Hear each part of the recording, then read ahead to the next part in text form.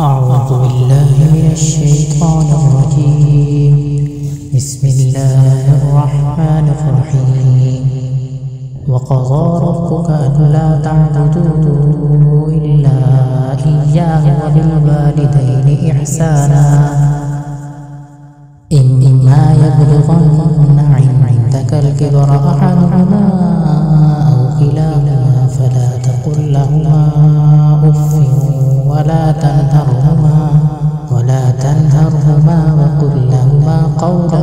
كريما واخفض لهما جناح الذل من الرحمة وقل رب ارحمهما كما ربياني صغيرا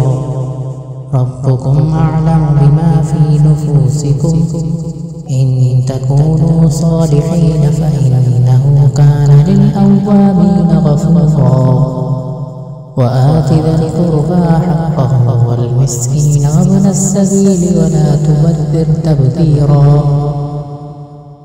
إن المبذرين كانوا إخوان الشياطين وكان الشيطان لربه كفورا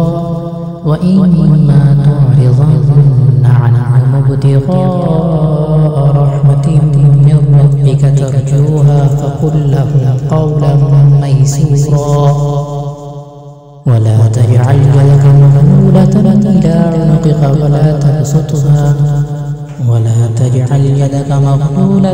إلى عنقك ولا تبسطها كل البسط فتقعد ملوما محسورا